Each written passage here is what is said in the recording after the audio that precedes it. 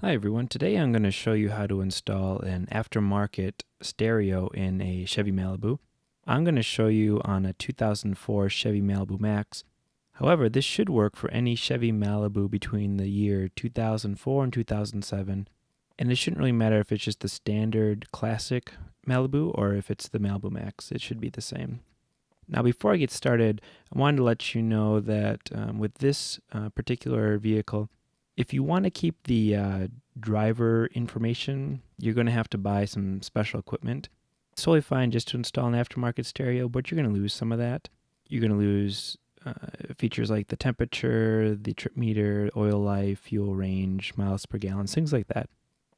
If you want to keep it, here I'm going to show you a picture of why I bought it. This is a Metra 99-3303. That's what's going to allow you to keep the driver information. Now, this piece of equipment is actually pretty expensive. I actually went through Crutchfield. I really like them, but you can find it on Amazon. The thing with Crutchfield, I found it for about $200. I found it on Amazon for $180. The reason I went with Crutchfield was because if you bought this piece of equipment, they would sell it to you for half off if you bought a stereo. It seemed like kind of a no-brainer to me. I would buy this piece of equipment for $100, and then I'd get a stereo less than $100, and it would be the same price if I just bought this piece of equipment. So that's what I went with. In this picture, you can see what I got. I got the Metra, and I had the stereo, and then the antenna adapter, and I got the car stereo connectors. If you want to solder your connections, that's probably a better route to go. However, I've used this a couple times and had no problems with it. That runs about $7. The antenna adapter you'll need, or at least I did for this stereo. Another thing to keep in mind is with this piece of equipment, this Metra, you will actually get the dings, like if you leave your lights on and open your door, things like that. If you just put an aftermarket stereo, I've been told that you would lose all of that, those dings and alarms. There is another option. You can go with a PAC, factory integration adapter. At least that's what I found on Crutchfield's website. And that will allow you to keep the dings. That's $100, and if you buy a stereo, it's going to be $50, so half off there. Just before I show you the how to put the stereo in, here is a picture of me holding the assembled unit with the stereo and this Metra together with all the wires you can see behind that. It's a little bit more complicated than a standard install just because you're keeping the driver information that needs some connectors, but not too hard. Follow the instructions. And for the most part, the wire colors go together, orange, orange, red, red, so on and so forth. All right, so here I'm going to show you how to take out your factory radio on your Malibu and put an aftermarket one. I'm starting over on the driver's side of the car, and this picture here is looking to the left of the steering column. There's that trim piece in the middle there. You're going to want to pop that out. I've been told the preferred way to pop this piece of trim out is with a piece of plastic or a piece of wood, something that's not going to scratch your finish. I, however, used a paint can opener and a putty knife. Those are both metal, but I was very careful and did not scratch this trim. So really, it's up to you what you want to do. Either way, be careful, but I was able to do it without scratching the trim. So once you pop out that trim piece from the left of the steering column, this is going to look like this, just kind of hanging. There's a couple connectors. You're going to want to disconnect that. And then it's going to look like that when you finally remove it from the car. So now if you go to the right side of the steering column, this is right by where the key is, you want to pop that piece of trim out, and that's what it looks like when it's out. Now what you want to do is open the driver's door all the way, and you're going to want to remove this side trim panel. Again, just use something to pry it open, and you pull it off. It comes off pretty easy. And then you're going to want to remove two 7mm screws, and here I'll put some arrows right where the screws are. You want to take that out. Next you go down by the paddles, and there's two 7mm screws down here as well that you're going to want to remove. I recommend using a socket. It's going to go a lot faster. However, I suppose you could try a wrench if you wanted to. However, a 7mm socket seemed to work really well for me. Once you've removed those four 7mm screws, that whole bottom trim piece is going to fall down. Now, you don't need to remove the whole thing. You just need it to drop down like in this picture here. Next, you're going to move over to the passenger side. You can see this is right by the glove box there.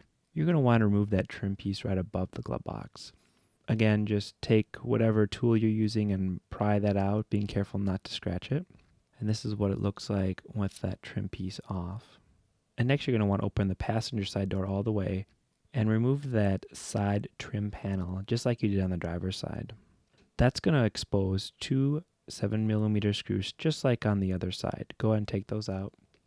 This is where it gets a little bit more tricky. From this picture you can see 5 screws. What you're going to want to do is remove 3 of those, the one on either side of the glove box and the one in the middle of the grouping of 3. There's 2 more screws underneath the glove box that you're going to want to remove. Then you're going to want to squeeze the glove box and get it to drop down completely. Then you're going to find 1 more screw. So in total there's going to be 6 7mm screws that you're going to want to remove. Now I had a hard time taking photos of all these. However, you should have 6 out by the time you're done. So now we're going to move over to the trim panel around the stereo. Now what I did is I grabbed down by the bottom, kind of by where the shifter lever is, and just started to pull. One thing I liked about this Chevy Malibu was the fact that they're nice sturdy clips, so they come out nicely and they go back in nicely. So I just started pulling that trim panel piece out. As you can see from this picture, I was able to pull that whole trim panel out. And I set it up on top of the dash. I had a hard time getting the emergency flasher button disconnected, so I just kind of left that trim panel up on the dash. Here is a picture I took from the back seat looking at the front seat when I was all ready to take everything out. And it looks like the car is torn apart. Well, it really is. So from here you're going to see 6 screws that you're going to want to take out. 2 are holding the climate controls in place, and 4 are holding the factory stereo in. I went ahead and removed the 2 holding the climate controls and let that dangle. So go ahead and remove the 4 screws holding the stereo in and remove it. And here is a picture of the stock stereo in my hand. Now this is a nice stereo. The only complaint I had was that there was no auxiliary in. And I really wanted to hook in my iPod. So that's really why I did this whole thing. I mean, it worked fine, that stock stereo, but I wanted to use my iPod in the car. Now you can use an FM transmitter, but I just haven't found one that works real well and is real reliable. Just wanted something that I could connect and forget about. So here's a picture from the back seat looking at the car without the stereo, and again it just looks torn apart, but it pretty much is. So I went ahead and installed the aftermarket stereo, and thankfully it fit in well, everything connected. And then after I was done with that, then I screwed back in the climate controls. Then I put the trim piece back around the stereo. Thankfully it fit well. Then I did the glove box. I put that back together in reverse order. Then I went back to the driver's side and put that back together. I'm thankful to say everything went back together. No extra screws, no missing parts. Everything went back together smoothly, and it works very well. I hope this video has helped.